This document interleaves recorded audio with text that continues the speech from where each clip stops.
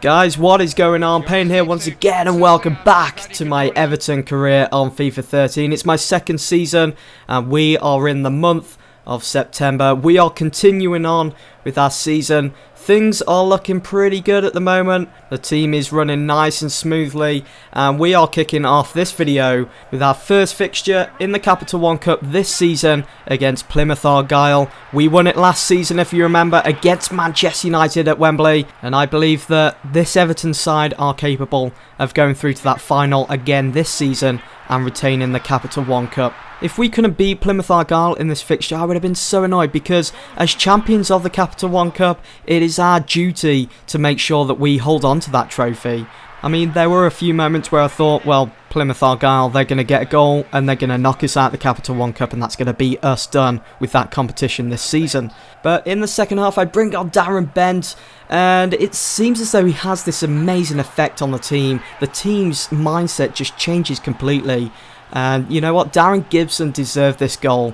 He's made it 1-0 to Everton in the 80th minute, just slipping the ball underneath the goalkeeper's arm, making sure that Everton go through to the next round of the Capital One Cup. We move on to our next fixture in September. It's back in the BPL, and we're playing Newcastle United at the Sports Direct Arena. It's always a good fixture, this one. Here is my start 11. Borman starts in goal again. Van Rijn, Jagielka, Heitinga, Baines, Koke and Ola John in central midfield. Fellaini slips in just behind Darren Bent, and Zaha Morales flank him on both sides.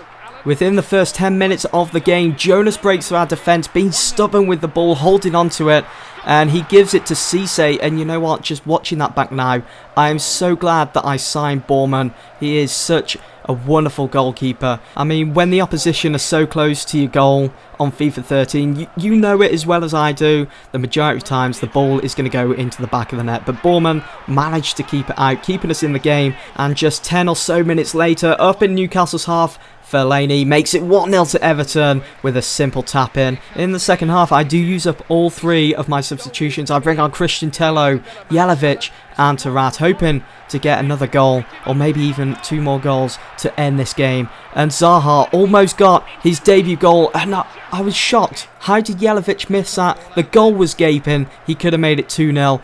And just before the final whistle was to be blown, Christian Tello reminded us that he is a youngster from Barcelona looking to make a name for himself. He grabs himself his debut goal for Everton, making it 2-0. And we walk away with the win and those 3 points. Everything about Christian Tello is pointing towards greatness. And look at this. After that game against Newcastle United, Quincy Owusu-Bay comes to me and states that he's not very happy with his role in the squad. I know I haven't been starting him that much, but I think come the January transfer window, he's going to be leaving Everton. What do you guys think? Do you think Quincy should leave Everton, or should he stay? And after reading that news article and him even come to me personally, I felt kind of sorry for him. And so I did start him in what I like to call our first official Europa League game. I know we went through the qualifying stages, but this is it. This is the Europa League. We're in the group stages now, and our first fixture of the group stage is against Ole Gunnar Solskjaer's Molde.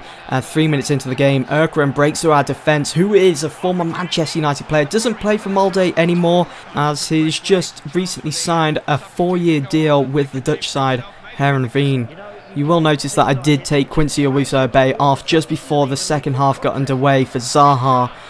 Quincy Owusu-Bay just wasn't putting in the performance. His morale was rock bottom, and Zaha, with the short amount of time he was given after being subbed on in the second half, he put in a miles better performance than Quincy Owusu-Bay. The referee did bring a halt to the game as Berger had to go off injured, and Shima came on to replace him. And this really frustrates me on FIFA. You can see your teammate making a run, making space for himself, gets the ball, he's one-on-one with the keeper, and the two centre-halves come from out of nowhere and take the ball off him. That would never happen in real life. In real life, Zaha would have took the ball, continued his run, took the ball into the box, one-on-one with the keeper, and slotted it into the bottom corner, making it 1-0. Where did the defenders come from?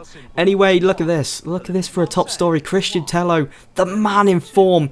I have to say his performances in recent games have been sensational, whether it's just running up and down the wings with the ball, keeping the ball to himself, creating chances for strikers, creating space. It's just been top notch and you can't fault it, and I can't stop playing him. I know I didn't start him in this game against Fulham, that was simply because he was looking tired after that game against Molde, but I reckon with the more games that he does start for us, his stamina is going to start rising, and once that does, he is going to be a world-class player. He's going to be untouchable, maybe even the next Ronaldo, who knows? I hope so anyway, and hopefully if he enjoys his time at Everton, he will move to us on a permanent basis instead of being on loan.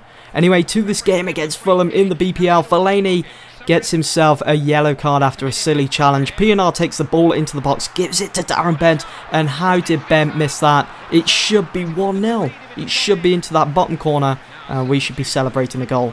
In the second half, I bring on Christian Tello and Tarat.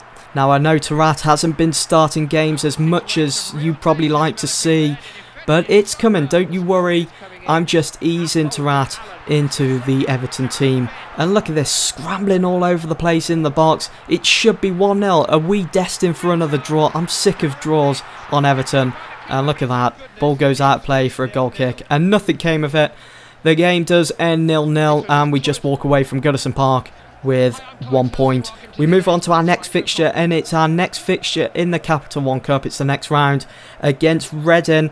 A team that we found pretty difficult in in my first season with Everton, but hopefully this season they should be a walk in the park. As you can see, Tarat does start this game as well as Christian Tello and Zaha. And speaking of Zaha, he beats Mills, takes the ball down the wing, and then he beats Pierce.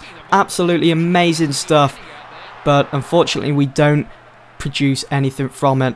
But Manchester United, they're so lucky of having him on their side. And look at Jelavic in bags of space, not even picked up by any of the defenders. He was just unlucky that that one didn't float into the back of the net and make it 1-0 to Everton. But we kept pressing Reading back.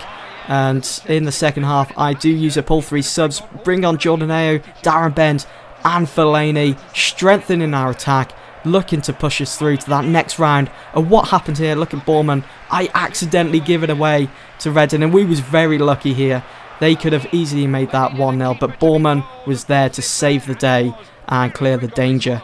Seconds after that mishap, Jordan Ayew kickstarts Everton's attack, looking to get that goal before the final whistle is blown. Fellaini picks out Darren Bent, and Bent, with a vintage FIFA move, drags the ball back away from the defender and hammers it into that left corner, making it 1-0 to Everton, and the champions of the Capital One Cup go through to the next round. Great game in all, but it was just a shame it was only one goal. And look at that, late show for Everton, it sure was, as Darren Bent scored the goal right on the 90th minute. I do receive an international management offer from France, and you know what, I decided to reject. I want to concentrate on Everton. Then Jordan Ayew came to me. He's very happy that he's been restored in the Everton side. I know I definitely need to sort the formation out again to make sure that I bring back that partnership of Darren Bent and Jordan Ayew. We move on to our last fixture of this video and the last fixture of September. And there is the league table as it stands before our game against Stoke. There is my start 11. We've got Bournemouth, Van Rijn, Jagielka, Heiting and Baines. We've also got Tarat starting, and once again Zaha and Tello flank Darren Bent with Jordan Ayew starting on the bench. 12 minutes into the game, Tarat gives the ball to Gayu, looking to try and make space for himself, but Gayu gives the ball to Darren Bent, and this time around Bent does not miss like he did against Reading. He smacks that ball right down the middle of the goal, making it 1-0 to Everton. And hopefully that was just a sign of things to come in this game. But Stoke, they wasn't just going to sit back and relax and watch us get goal after goal. They were going to attack too. And look at Borman pulling off two amazing saves, keeping us into the game, keeping us in the lead.